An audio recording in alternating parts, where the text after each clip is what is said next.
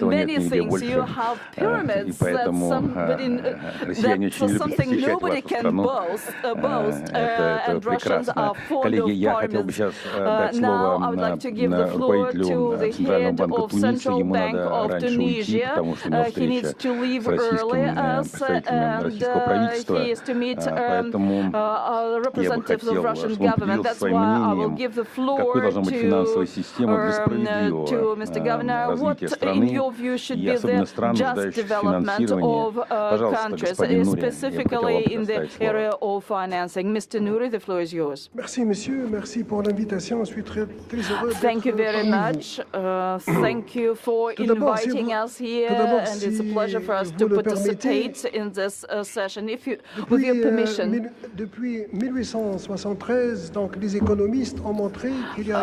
I'd like to say that since 2012, there is a direct connection between development of economy and growth and economic growth of the country, and that determines the development of the country. There is a whole galaxy of rich people and a whole galaxy or universe of those who are poor.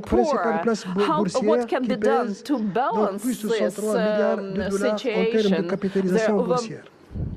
Les crédits accordés donc par les banques au secteur privé dans cette galaxie des riches représentent 144% du PIB en 2021. Those who live in the universe of the rich enjoy all the possibilities that are offered by finances.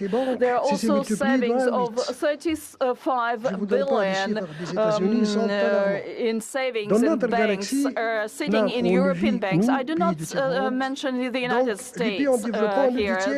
The situations there even more raises even more apprehension. But there are poor countries, $3 billion $9 million additional. That's what we need in 2023 in Africa. That's the investments that we yearn for in Africa. The message that I want to communicate to you and to those who are listening to us, to those who take interest in international finance, is to get access to this universe, how this poor universe can get access to financing. Believe me, we are in very difficult situation. We are living under terms imposed on us by international financial institutions. And Tunisia really suffers from the difficulties, difficult access to external financing. I do not know why we are deprived of external financing to support our national economy. What does it cost us to get this access to support our development? First of all, as you may know, the third world countries, it's very difficult to create national wealth. It happens because of meager resources, natural resources, or financial resources. So we suffer at this level. That's one direction of our possible development. We have many challenges there. Another area is money coming from the IMF. That's an open secret, and I will reveal nothing new to you, speaking about the attitude of the International Monetary Fund towards developing countries. They prefer to deal with rich countries, not with poor countries. And poor countries had to tighten their belts and yield on their interest. Yield on their interests. We had to look for other sources of financing on less beneficial terms. That's something that we cannot cope with. Why there cannot be agreement with the IMF that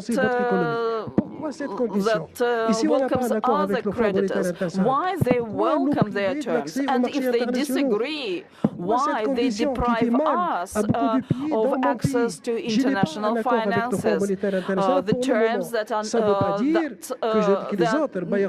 not welcomed by others means that other creditors do not give any opportunity for Tunisia to have access to these sources of financing.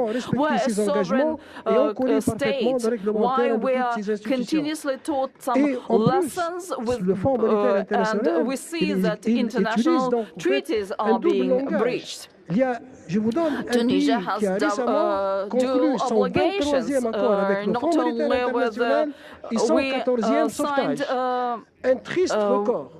114th agreement with the IMF. That's a notorious record, I would say, very regrettable. How can Tunisia meet this triple challenge, climatic changes, energy transfer, and settlement on external debts, with terms on the financial markets being unheardable and too burdensome to Tunisia? What the policy towards developing countries should be more just. We need to enjoy this money that is circulating in the financial market. What will be done if the IMF doesn't stop existing? Well, we'll have bilateral agreements. One country can credit a different country, another country, but we need to accept the policy of the loaner and adjust the policy in this swift changing world. If you are not a good friend of this country, if you are not the one who wants to support the policy of that state, then you will not give money to that state. Relations between states are not in the line of interest of developing countries. Well, to get access to financial market, we need to undergo the hurdles of rating agencies, and you know better than others how difficult it is. They are not unbiased.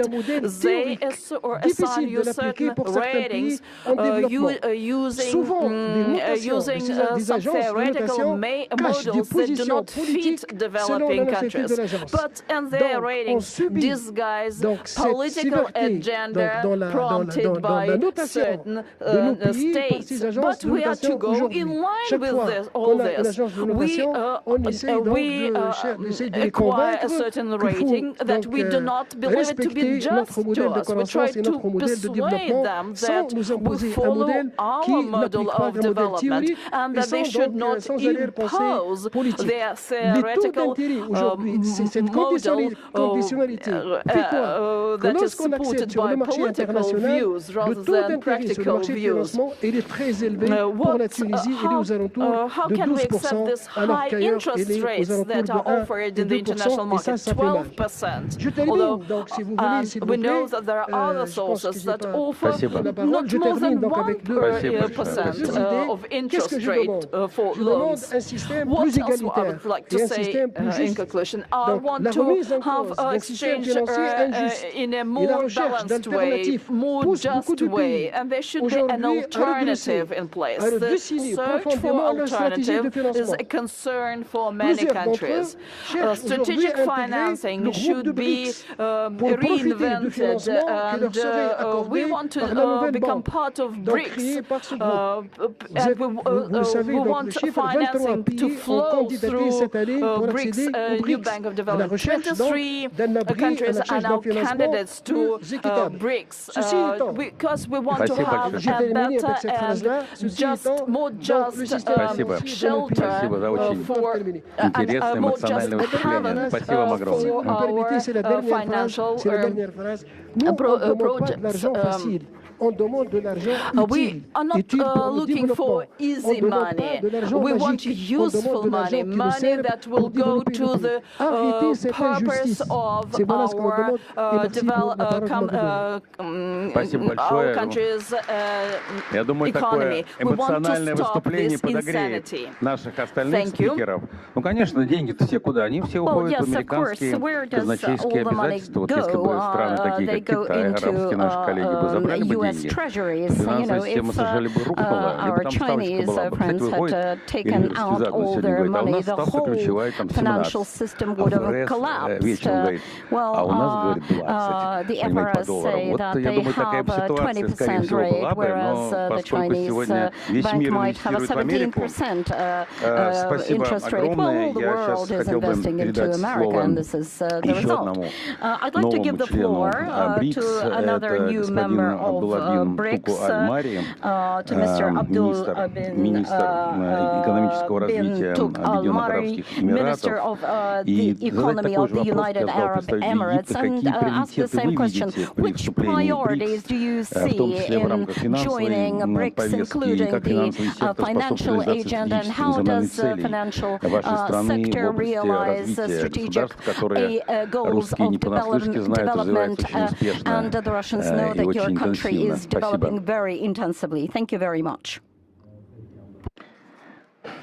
First of all, I'd like to thank the organizers for the warm hospitality that we have seen in the last couple of days. As well, I'm very honored and very pleased to be on such a prestigious panel to speak about the UAE and our international cooperation and thinking. Now, going back to your question on regards of the BRICS and what's the UAE's agenda, let me fold them up in 6 definitions of agenda or objectives here. Number one, I think the most important aspect of the UAE international foreign agenda is international cooperation. Today, we live in a world where there's a lot of diversity, there's a lot of challenges environmentally, and there's a lot of challenges politically. And the UAE is very open the dialogue of international cooperation. I think that's something which is very clear. We engaged in the BRICS with that kind of mindset and with an economic and trade agenda. That goes to number 2 of our objective, which is very important to facilitate more trade. Like Her Excellency Dr. Hala has mentioned in her words as well, the importance of what we see in the inflation aspects and the interest rate in the central banks. Everyone is rushing towards hiking interest rate to reduce inflation. Now, the only solution as well to that is the most important aspect is to really reduce the inflation by opening trade, facilitating trade, and ensuring that the world is connected. Now, UAE plays a role in the middle of the world. We're in the center of the trade between East and West and North and South. I think that's an important aspect where we have built that many, many years ago, and we're going to facilitate that even further. We have signed about 13 comprehensive economic partnership agreements bilaterally with many, many countries. We are targeting to sign 26 comprehensive economic partnership agreements by the next 7 years. We have many in the pipeline ready to be signed. Our average negotiation time is 3 months. And we get things very enacted in ways that we get things done. Now, why are we doing this? Is because we see the challenge of consumers, we see the challenge of trade, and we see the challenge of inflation. And the world economy needs to work together, and we can see that we can do a lot of that through BRICS. Now, the aspect as well is very important is the financial integration. Financial integration, and like I said, there's a huge gap. The UAE hosted the COP28. Egypt as well hosted COP27. Now, to have the COP being hosted in the region in the manner for the last consecutive years shows as well the most important aspect of the region, really thinking about the world in a decarbonized lenses. Decarbonized economy is the most challenging economy that we're going to see going forward. Now, we need to look at what is the challenge of the decarbonized economy is the financial gap. And with the financial gap, there is an opportunity as well that lays ahead. And I think the financial integration aspect through the BRICS and through other as well, we can work together. Fourthly, the infrastructure development. As you know, the UAE as well joined the BRICS Development Bank. We are part of it as well. We are investing in the infrastructure in the BRICS country, and I think that's something which is important. More infrastructure is needed. There's a huge infrastructure gap that we need to invest in, not just through UAE, but the world needs to look at. We need to invest in more connecting trade, more ports, more trains, and I think that's something as well which is a priority for us. Now, the fifth one, which is important, which is sustainable finance. I think the most important aspect is how do we look at sustainable financing the world gap that we see in the decarbonized economy. Now, with that said, UAE as well has set some priorities in the country itself. We have the aspect of our green growth strategy, our circular economy, and there's a huge finance for sustainable finance. We have set 22 policies in circularity. We have seen the setup of circular, for instance, 2 examples of great factories that opened in the UAE in the last 2 years.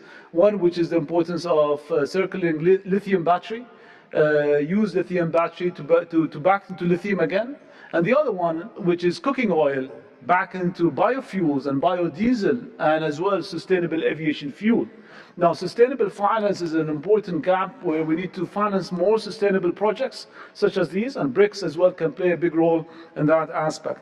And the last one is knowledge sharing. I think what we would like to bring as well to the BRICS in our agenda is more knowledge sharing, both ways, learning from countries and learning as well back and sharing our knowledge as well on how we actually tackle the global challenges, and I will leave it there. Спасибо огромное. Всего несколько часов на автомобиле, и вы из Абу-Даби переезжаете в Маскат. И я хотел бы дать слово представителю делегации Омана, господину министру Кайсу Аль-Юсефу, чтобы он поделился с нами вот той программой, которую правительство приняло на 20-летний период, кстати, с 21 по 40 год. Вообще безопаснее брать больше период времени, потому что тогда отвечать на него не придется, но вы решили 20 лет, это все-таки такой период среднесрочный и важный, поэтому хотел бы узнать, каковы приоритеты этой программы и какова роль финансового сектора в Омане с точки зрения построения. Вот амбициозные планы, я знаю, Оман огромный, много очень изменений, много идет движения, развивается экономика, и хотелось бы вот послушать, какие вы приоритеты видите, какова роль финансового сектора и как вы видите будущее. Priorities for the financial sphere that you have in your country. First of all, I'd like to thank you, express my thanks and gratitude to VTB to invite me to be part of this panel. But most importantly, thank you, Mr. Costin, for your leadership of VTB. And also, it's a great honor for Sultanate of Oman to be the guest country for this year's St. Petersburg International Economic Forum. So we thank the government of Russian Federation and the Ross Congress for that. And I hope that all of you will have chance to visit our pavilion this year. The topic of, let me start by topic of the challenging or changing landscape of the financial industry, which is always the fuel for growth. And as a minister responsible for a portfolio ranging from trade, in industry and investment promotion, it's always important to look at finance and financial access to finance as the fuel for growth for this. And this leads me to Oman's Vision 2040. The vision was launched when His Majesty Sultan Haytham bin Tariq took the leadership in the year early 2020. And he launched the vision in 2021. It's a long-term vision, it's a 20-year vision, but we actually focus on achieving it through 5-year developmental plans. We have 5-year strategic plans and to achieve that. The 4 pillars for us are like the true north. Human resource development, our culture, the people, it remains to be a pillar. The second is economic diversification. How can we, as an oil-producing country, how can we start thinking in the next 20 years to move away from it? On the third pillar is about institutions and governance. It's important for us that the country moves in a way that is very systematic and in a way that in a way that is in line with global ways of management. And the fourth, which is relevant as well to what my colleague was saying, His Excellency Abdullah, on sustainability and environment. And that's something for us important, how we focus on green and renewables, and that's something I'll come back to. If you look at the financial industry, which is of course causing us, which is the fuel for the growth, it is becoming challenging on many grounds. On the economic uncertainty and the instability that we're facing, the regulatory compliance when we do business across cross-border businesses, the changing or the differences of regulation that we as on the receiving end have to deal with. The third, the technological disruptions. We're seeing a lot of new entrants now from around the world, and I'm sure that VTB is thinking about digital banking. Many of the banks here are thinking of financial products. Sustainable finance, my colleagues mentioned, Dr. Hala and the Tunisian minister, was on how can we get the green or sustainable financing to help this, to fuel this growth. And finally, inclusive growth. This is also a challenge, how to produce products for the different parts of the society. Opportunities are many, but I think one thing which I think will be very interesting to look at, especially for Oman, I congratulated, of course, the 3 Arab countries that joined this year, namely Republic of Egypt, United Arab Emirates, and the Kingdom of Saudi Arabia. We're really happy that they joined BRICS. This will also change, being part, 2 of them being part of the Gulf Cooperation Council, the GCC as we name it, the 6 countries of the Gulf. I think this would also help us understand more about BRICS. And being this year, I understand that the Russian Federation is the host country for the BRICS meetings. So it'll be great to understand more how it works. What does it mean for us? How can it be inclusive growth? The Global South needs attention. I think we need to work collaboratively, working together. Because this is more about partnerships and building alignment, and this is how the world has been where we are today, is built on different ways, that different alignments that were built over the last 60, 70 years. And I think this will require new alignments, new sets of partnerships to look at. Going back to Oman, if I may, this is what exactly why we are here. We are looking to building new relationships. Yes, we are in Russia, but today in this platform, the St. Petersburg International Economic Forum, we have friends from more than 139 countries. How can you build relationship with them? How can you in one place get to know each other? How can we for you come to know about Oman, for us to know about you? Again, we are ready to sign free trade agreements through GCC, or if requires, then we look at also the comprehensive economic models on a bilaterally. The central bank in Oman, Mr. Kostan, has also moved into sandboxing. So we are also willing to look at any of you wanting to experience or explore new products. Central bank is willing to look at sandboxing some ideas, and I think this is where it is important. To end with, you asked me what is important for Oman, and I think what sectors will matter to the esteemed guests, and I thank them very much for being here as part of this panel. I would say 2 things. One is logistics hub, and the second is manufacturing hub, and they relate to everything else that's going around. The location of Oman, the connectivity, the ports, access to market, our free trade agreements, with the USA, with Singapore, with the IFTA, provides an opportunity to be an important logistics hub for in this part of the world. The second is manufacturing. How can the products of many countries be finished in Oman to create new products, and that can be shipped, and that can be produced, and we can create to be part of the value chain, looking at new global supply chains. Like we explored new financial systems, let's explore new global new global value chains and supply chains where we can actually connect. There's so many great products that I think around the world that we are yet to explore to diversify our import base and our exports too.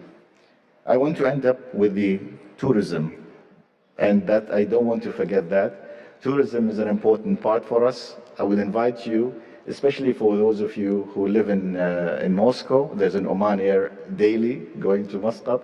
No visas needed. We have 103 countries can come to Oman without a visa, and you're more than welcome to come and explore it. One thing about what I learned about being in Russia as well, it's not only about business and economy, it's also about culture and the people here, especially being in this northern part of the country, being the capital of the culture capital of if I may.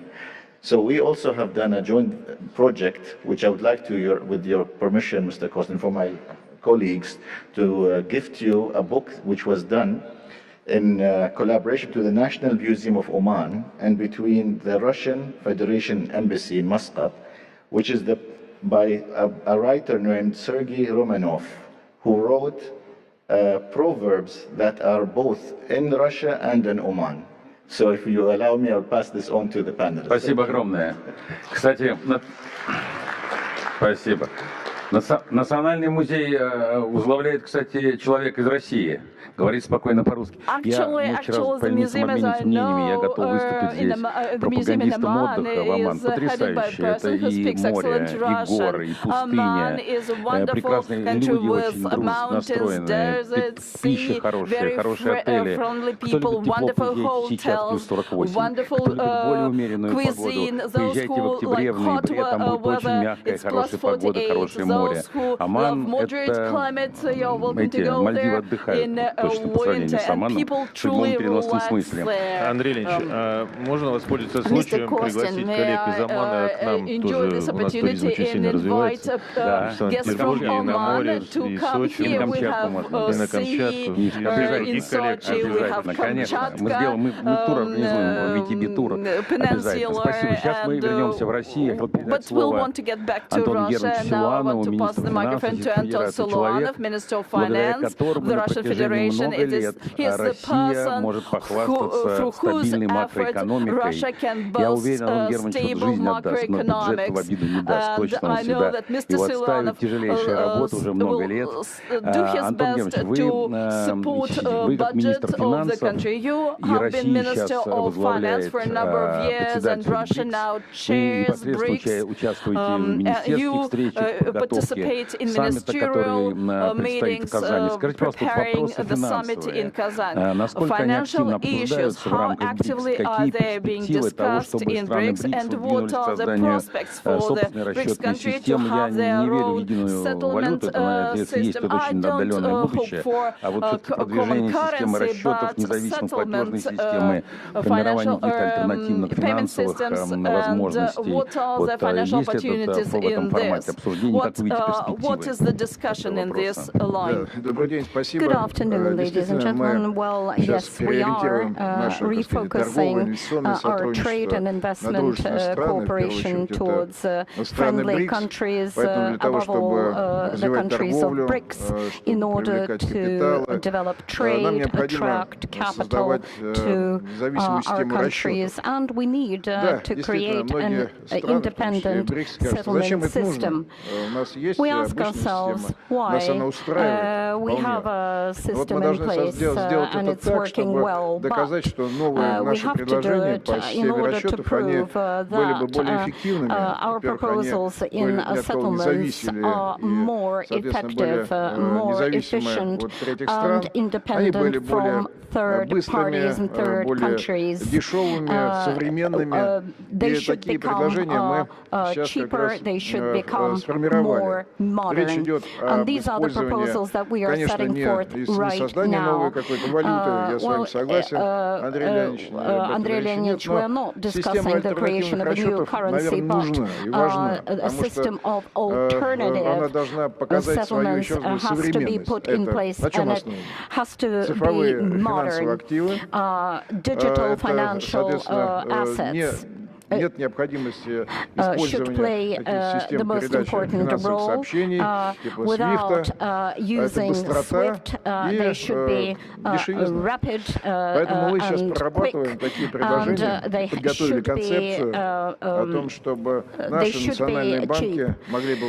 Well, we are working in devising such a system on the basis of our national currencies and using the new National Bank of Development as a platform for clearing operations as well. And from our point of view, this is a modern outlook on the structure of a financial system. Well, apart from that, we are discussing the creation of a financial alternative. The world is segmented, unfortunately, and therefore we have to devise independent financial institutions, not only settlement institutions, but institutions dealing with insurance, rating agencies. All these questions are on the agenda of BRICS countries and are under active discussion with our colleagues from the BRICS countries. In autumn, when we hold our summit, they will be presented to the leaders of our governments. Thank you very much. I would like to pass on to Europe, to Serbia, and give the floor to Nenad Popovic, the Minister of the Government of the Republic of Serbia. Serbia uses a multi-vector model of close relationship with Europe, but on the other hand, huge investments from China, broadening relations, trade relations with Russia, and we know that a lot of different experts from the Russian Federation are working in Serbia. So how stable is this multi-vector system, and how does the geopolitical system influence your financial system? Well, thank you for inviting me to this session. Well, first of all, I will begin with the geographical position of Serbia. It's in the heart of Europe, and we are surrounded either by the European Union countries, or the NATO member countries. 60% of trade turnover is based in Europe, and everyone can reach Serbia by car from any European countries. We have a lot of issues with the European Union. One of them is when we become a full-fledged member of the European Union, and the other question is the question of Kosovo. It is a burning issue and has been so for a number of years. Many European countries accept Kosovo as an independent country. So all these issues have to be resolved. We do not accept that because Kosovo will always, as far as we are concerned, will be part of Serbia. Well, we are very firm in supporting Russia. We are against sanctions. We used to be victims of sanctions, and we are absolutely against sanctions imposed on Russia. Well, the U.S. consider themselves to be the only dominant power. On the other hand, the cooperation with the European Union is running smoothly. Some people might not know, but for the past few years, 4 years, to be precise, in accordance with Financial Times, Serbia is the first amongst the first in the world as per capita in attraction of foreign investments. And huge investments from BRICS are flowing into the country, from China as well, and from UAE. By the way, we've been discussing that with the Minister of UAE. Well, cooperation with the European Union and our traditional partners such as China and Russia remain important. The President and the government are firm in this, but the potential of trade turnover in energy sector, in military sector, in agricultural sector is huge. Президент Китая Си Цзиньпин, когда сделал визит в Европу, when he visited Europe, he visited France, Hungary, and Serbia, stating that Serbia is one of the main partners. So Serbia is firm in its multi-vector trade and financial policies. The government is one of the economic leaders of Eastern Europe. We will continue to cooperate with the European Union, with the Nordic countries, and above all, we treasure the cooperation between Russia and China. Russia is always with us on all the political platforms and economic platforms, especially in the issue of Kosovo. Thank you. Does everyone in Serbia speak Russian so well? Well, not all of us, but yes, many of us. So let's go from Europe to Latin America. And I would like to give the floor to Calixto Jose Ortega Sanchez, President of the Central Bank of Venezuela, and ask him to talk about the priorities of transformation of the financial system. That Venezuela has a lot of such priorities. Thank you so much. First, I would like to align myself with the expression of gratitude of the previous panelists to the organizer of the forum. Thank you so much for the invitation. What an interesting discussion we had so far. I think there is not much left to say. I think it's important to focus on maybe experience that Venezuela had in the last years. We have been talking about supervision and regulation, alternative payment networks, and we haven't said anything about cybersecurity. I think it's important because maybe 30 years ago, we were thinking about how to make walls stronger to keep money safe.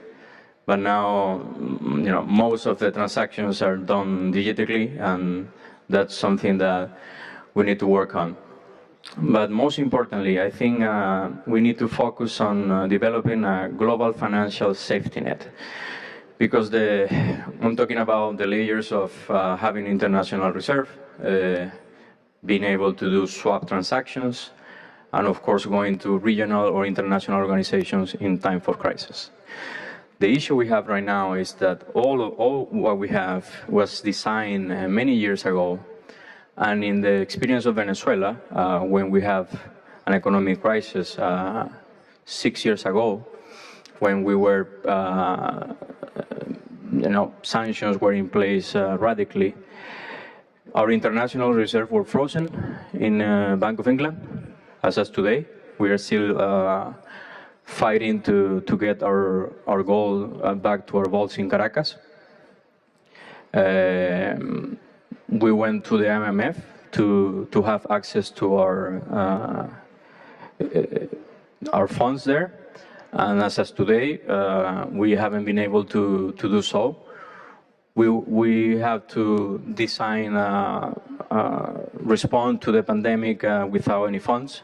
Not even, I'm not talking about having, borrowing instruments. I'm talking about being able to use our own funds.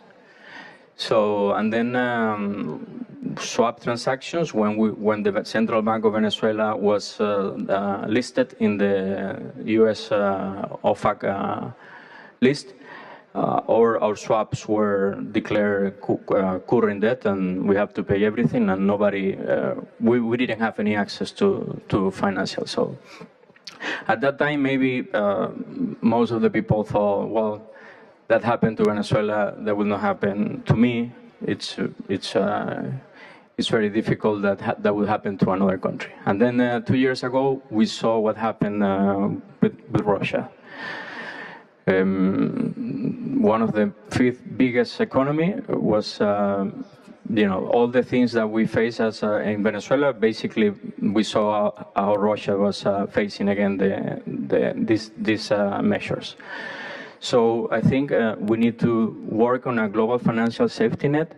So we have options to put our international reserve in other places that are neutral. That will not go because politics only knows about wins in favor and wins against. And if things are in your favor, then everything it should not be like that. There are some rules that were violated with sanctions that they were never supposed to happen. So that would be something that I think it's important, where we will be able to put our money, our international reserve, because 6 years ago it happened to, let's say, a modest in size economic country like Venezuela. 2 years ago happened to Russia, and who knows who's going to be next. Thank you. Спасибо огромное всем спикерам, огромное спасибо всем, кто пришел сегодня. Я и так оптимист, в общем-то, и был оптимистично настроен в отношении нашего будущего мирового развития. Но сегодня оптимизм мой укрепился. Знаете, мы выслушали столько представителей самых различных стран, которые приехали к нам, и в принципе мы, я думаю, очень схожи своим подходом, своим мнением. Мы все хотим устойчивой, равноправной, справедливой мировой финансовой системе, которая отвечала бы интересам всех государств, народов всех стран. Я думаю, что вот при таком единении, при таком схожести в подходах мы обязательно ее построим, создадим. Спасибо всем огромное. Желаю хорошего форума.